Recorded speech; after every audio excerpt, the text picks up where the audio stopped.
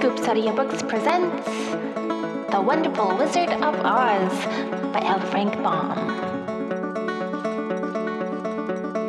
Chapter 1. The Cyclone.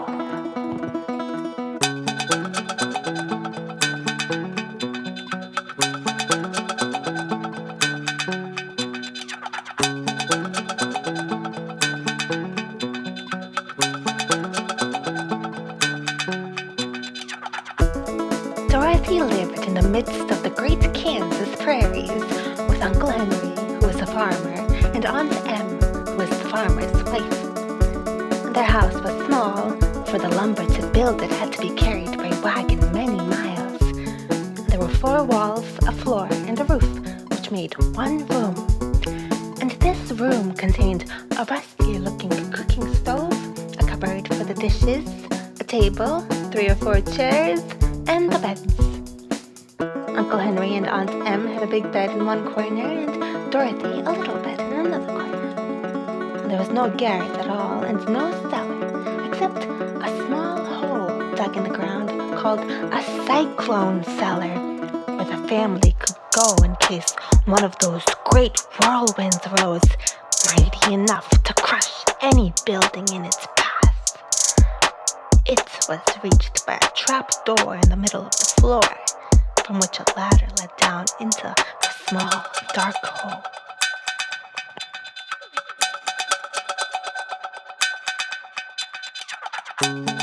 When Dorothy stood in the doorway and looked around, she could see nothing but the great gray prairie on every side. Not a tree nor a house broke the broad sweep of flat country that reached to the edge of the sky in all directions.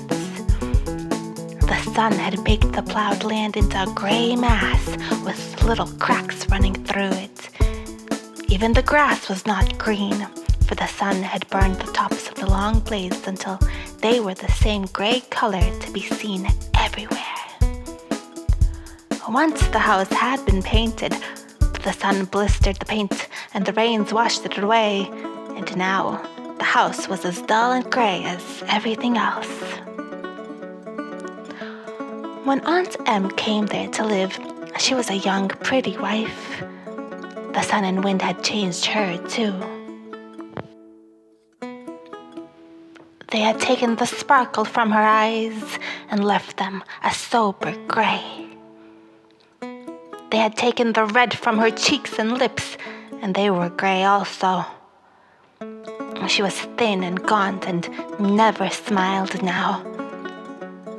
When Dorothy, who was an orphan, first came to her, Aunt Em had been so startled by the child's laughter that she would scream and press her hand upon her heart whenever Dorothy's merry voice reached her ears. And she still looked at the little girl with wonder that she could find anything to laugh at. Uncle Henry never laughed. He worked hard from morning till night and did not know what joy was. He was gray also, from his long beard to his rough boots, and he looked stern and solemn and rarely spoke. It was Toto that made Dorothy laugh and saved her from growing as gray as her other surroundings. Toto was not gray. He was a little black dog with long silky hair and small black eyes that twinkled merrily on either side of his funny wee nose. Toto played all day long, and Dorothy played with him and loved him dearly.